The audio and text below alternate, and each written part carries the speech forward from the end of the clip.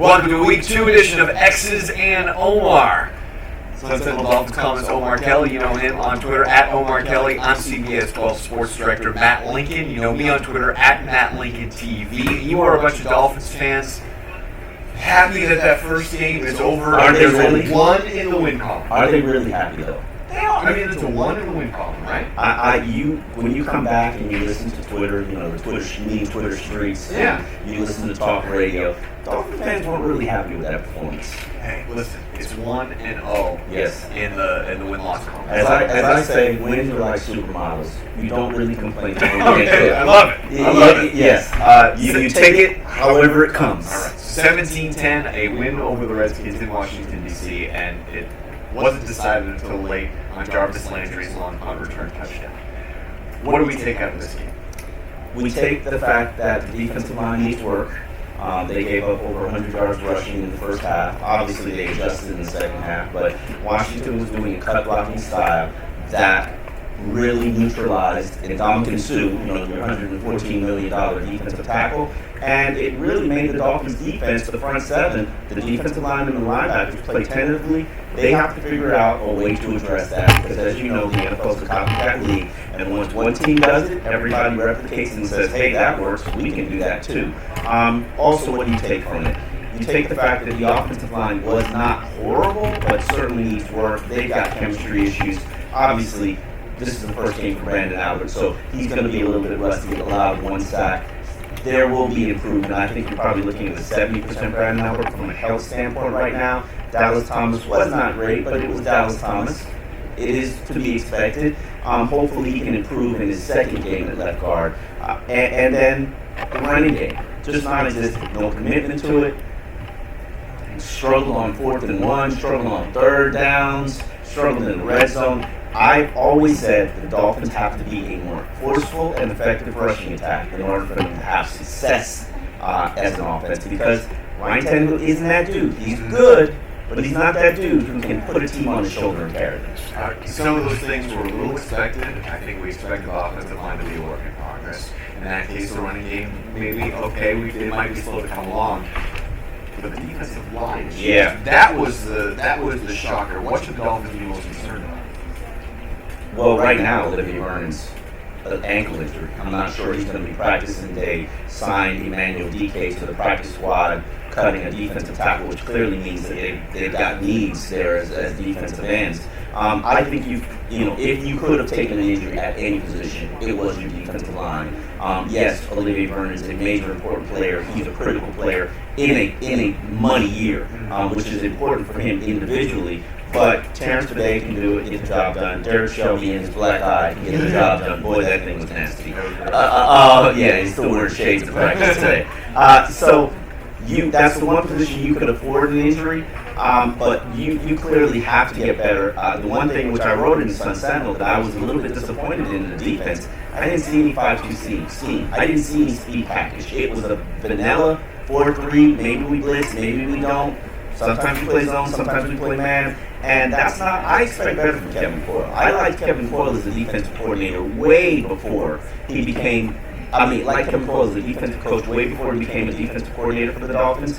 And I think part of the beauty of what he does is the complexity of his defense. He throws a 3-4 at you. He throws a 4-3 at you. He disguises it with the speed. He gives you the 5-2. And Joe Philbin asked him to simplify his defense. Well, it's really simple right now, and I don't like it. And Ndamukong Suh, we just got back from the Dolphins locker room, and Ndamukong Suh said to assess his performance, poor. Yeah, and funny, I said that this morning on Twitter, and people were like, "Oh, you're such a hater."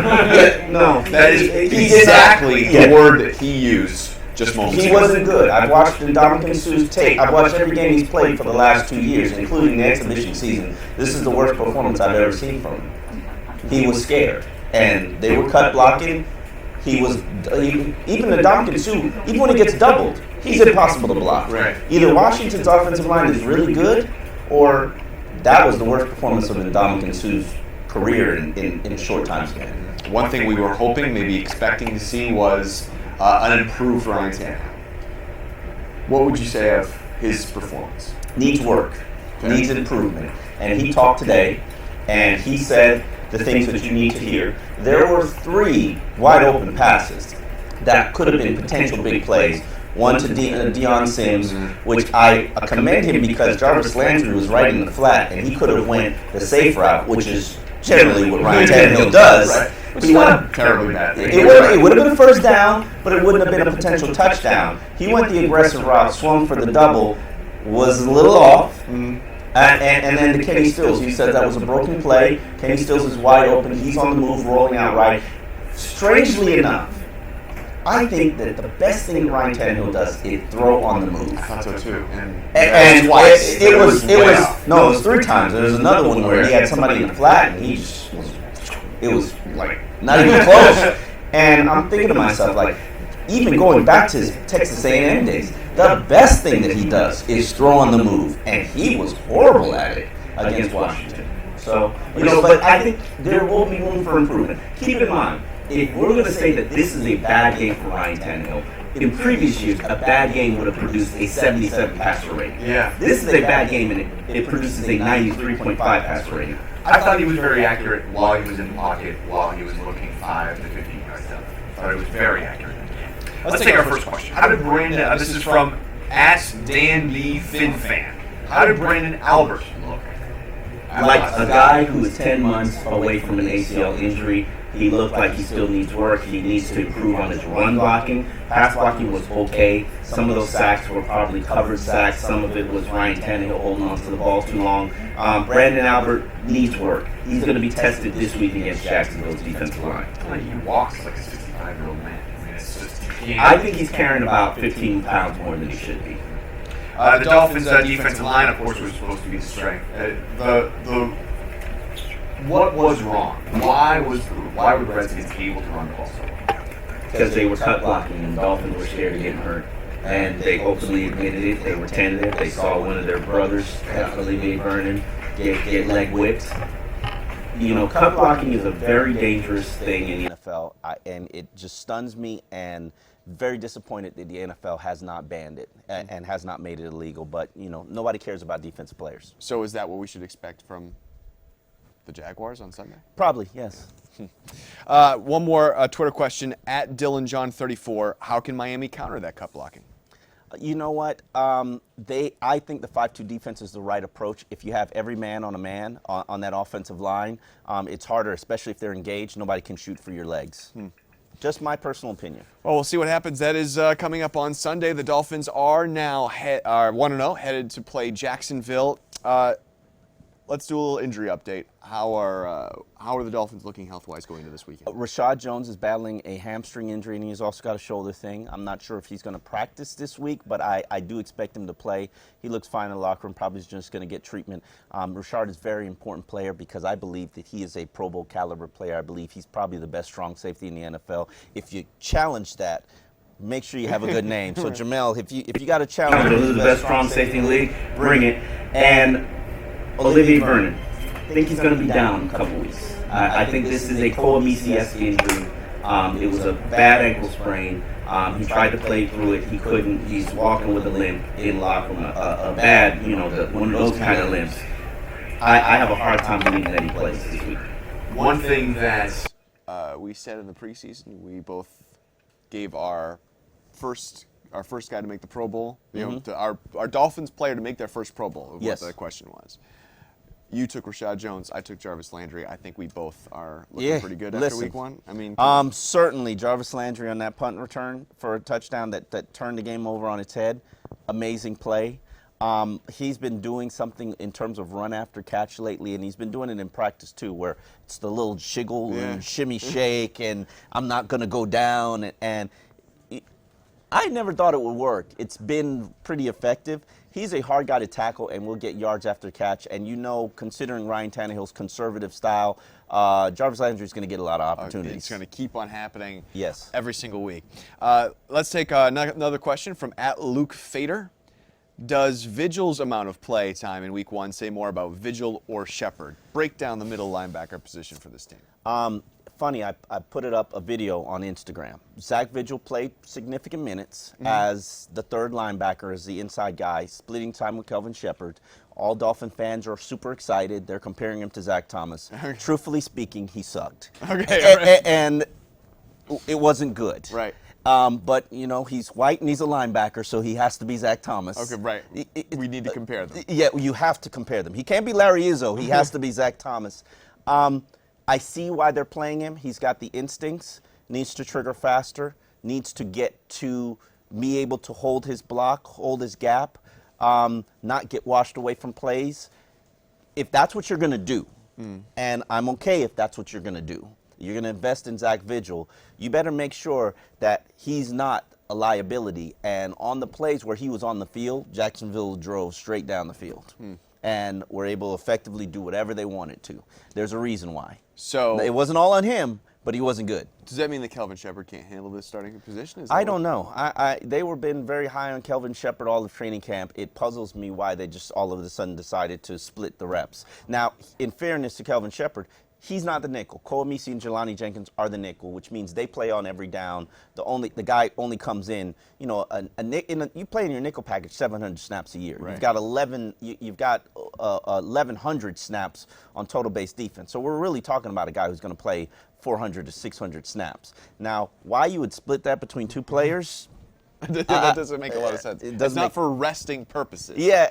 Because there are other guys that would need it more. Maybe in theory, because they did play safeties in a rotation as well. Maybe in theory, they believe if they rotate players now, they will be healthier in December when this team is usually piss poor. So I don't know. I really don't have a good answer, don't have a good feel. Well, then you rotate Koemisi, who hasn't played a lot in the past couple of weeks, and he was out there a lot. Yes. And played well. It played well. 11 tackles. I don't want to say play well. If Koemisi and Jelani Jenkins made more tackles instead of missing tackles, you probably would have had a better defensive performance. But the hole is still in that middle guy. Yes. Let's switch to the running game. Okay. We didn't see a lot of it. You mean 2 yards on 4 carries in the first half? That was pretty rough. Now, you ask any of those offensive players, they know they didn't play all that well in that first half, but they also like to say we did not get a lot of snaps. Opportunities. Did not Correct. get a lot of chances. However, if you get more first downs, then you keep the ball and you get more opportunities. Absolutely. So there's two ways to You look were at that. 3 and out on the first drive, and then the second drive you failed to convert a short third down, and you failed to convert a 4th and 1. What do you want? It's partially the defense's fault for not getting off the field, but at the same time, you had the ball in your hands. Yes, it is football is a total team game. And how did you win that game against Washington? You won it through special teams. Right. That is a perfect example how football is a team game. The defense did not get the job done early. They did get it done late. They did. The offense did not get the job done early. They put themselves in position to finish out the game with killing out the clock after the second time. And special teams, Jarvis Landry flipped it right on his head. And that's a team win. Those are the games that the Dolphins would have lost in previous years. So it's good. So it's a good sign. What about this running game? Is it going to turn around this week? I don't know. I can't honestly tell you what's going to happen with the running game. I need to see the offensive line get into gear. I need to see them against a probably lesser defensive line. I thought Washington was a lesser defensive line, but Jacksonville is not. Jacksonville is no slouch. That defensive line, Chris Clemens, Jared Odrick, they've got some players on that defensive line. So this isn't the game to say, oh, we're going to put on our beef-eating, bib and start running the ball like men. No, you're going to pass the ball like Joe Philbin teams do. You're going to pass. I thought it was funny that we talked all this offseason and the preseason about how this team needs to finish. They need to finish games, they need to finish drives, they need to finish for the red season. zone, and then did nothing. It was starting. The problem with the starting of the game. Oh, but they always had starting issues. Okay, so starting it's the middle that they're okay at. Yeah, right it's before. the middle. Yes, they're good from the 20 to the 20. Well, that's true. They got the ball with 2 minutes, and there's one thing about this team Hurry is up. that they're great at the hurry up, and you had a good feeling, even though you had no reason to have a good feeling in that first half of that offense, that they were going to do something in the last 2 minutes of the first half. I always wonder why Tannehill can't make those aggressive throws the entire game. Why is it only in a 2-minute offense? Just I'm just saying. I don't know. Something to ponder. One more quick Twitter question from Joari Soto. What's going on with Chris McKay? Chris inactive. McCain is in the Kevin Coyle doghouse. And when you get in the Kevin Coyle doghouse, it's very difficult to get out. And right now, he does not contribute that much on special teams. Neville Hewitt is basically playing over him and is a contributor on special teams. Chris McCain is a pass rushing specialist. He should be active and in the game, especially with Olivier Vernon down. You need some extra pass rushing, especially against Blake Bortles, who took 5 sacks last week. Problem is, when you're in the doghouse, sometimes you don't get a bone. All right, coming up, we're going to talk a little. We'll do a little true false. First off, let's start off by taking some of your live questions. You can send us using hashtag XOMAR. This is from W Remy. What is the best remedy for cut blocking? What do you do? You cannot be as aggressive as you usually do, and defensive players say you have to keep your hands up. There's a practice thing that they do where they roll medicine balls at the linebackers, and they have to stop the medicine balls and then continue to pursue the play. The problem with cut blocking is as a defensive player, it's hard to get out of your mind that an offensive player is shooting for your knees. And the worst thing that you can have as a defensive player is somebody shooting at your knees because of a knee injury. And be timid and all that. Yeah. Joseph asks us, yes, Zachary Vigil was horrible, but who has the most upside at middle linebacker? None of them. None of them. Jelani Jenkins. Okay. None of them. There you go. I don't even think Jelani played that great. He had 11 tackles, but the tight ends ate all game long. Jordan Reed's either a Pro Bowl talent or they just took advantage of Miami. I think that the safeties and the linebackers have to play a little bit better in containment against tight ends, and it's going to be huge against Jacksonville. They've got a lot of good tight ends.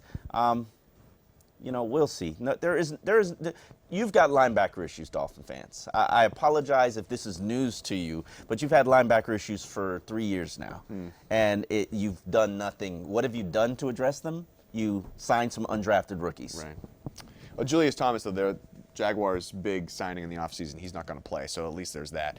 What should be the Dolphins' biggest concern in regards to the Jaguars this weekend? I think it's about getting that defensive line into a groove and not necessarily pass rushing, because I think that will come. Sacks come in bunches. I think pressures are far more important than sacks. They force you into bad mistakes like that Brent Grimes interception where Ndamukong Suh's in the face of Kirk Cousins. He's rolling out and he's like, oh, let me pass it. And Brent Grimes just standing right there. And great play by Brent Grimes. But pass rushing pressures, you're also got to stop the run. Yeldon from Alabama, he didn't really tear it up in the season opener, but he had a pretty decent game. And if you remember last year against the Jaguars, they were effective against running against Miami. That is the right approach to take against the Dolphins, run the damn ball, own the time of possession. So I think it's really on this defensive line to suffocate Jacksonville's running game.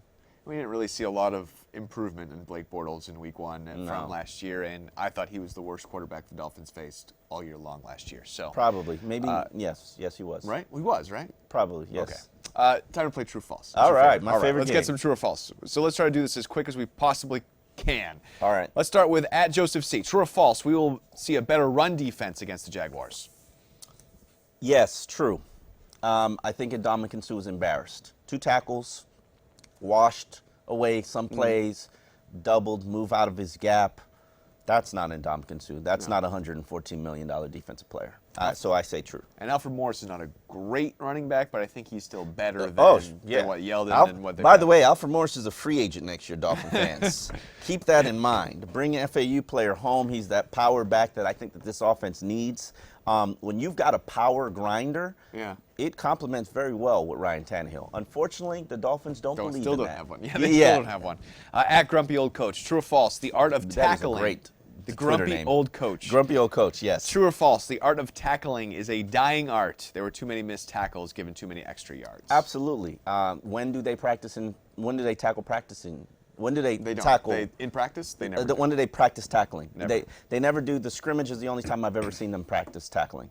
And I think there has to be 1 tackle period per week. Unfortunately, that leads to injuries. You can't afford to have injuries. But then again, it feels like you get more injuries on the weekends because they are not tackling during the week. Correct. It's a double-edged sword. It's a double-edged sword. But people just want their NFL, and they want their players healthy. Look at last week, how many players, top-shelf players, that got hurt, Terrell rash. Suggs. You're going to lose players every week. Right. And you're just trying to get them to Sunday when you make the money. Which is not a good sign because this is not a very deep Dolphins team. At Philip Dilling 1, Tannehill has better chemistry with his new weapons already through 1 week than he has with his old weapons. Where was this chemistry? Jordan Cameron, maybe, but this is the first time we've ever really seen him connect with Jordan Cameron. I think that it's not about the weapons because Rashard Matthews and Jarvis Landry, they were here last year. Right. Maybe he has better chemistry with weapons that were here last year, but right now, Greg Jennings, Kenny Stills, Devontae Parker, they haven't shown you that they're better than Brian Hartline and Mike Wallace, and no offense to any of them. Charles Clay, Jordan Cameron, that's a wash. That's, even money right there. To me, Ryan Tannehill has to prove on his accuracy. There are some opportunities that he had hanging his receivers out to dry. That could have been really ugly. There was one pass to Jarvis Landry where, he caught that ball, but he was just laid out. Right. And Ryan Tannehill has to do a better job of ball placement. It's not about the weapons. It's not about the weapons. It's not about the weapons. It was never about the weapons. It's the man hold the weapon. It's the man who fires the weapons. the weapons. That's what it is. Okay. At Angel Vasquez 13, true or false, Matt Darr kicked well on Sunday? Not just Matt Darr. I think Darr was great.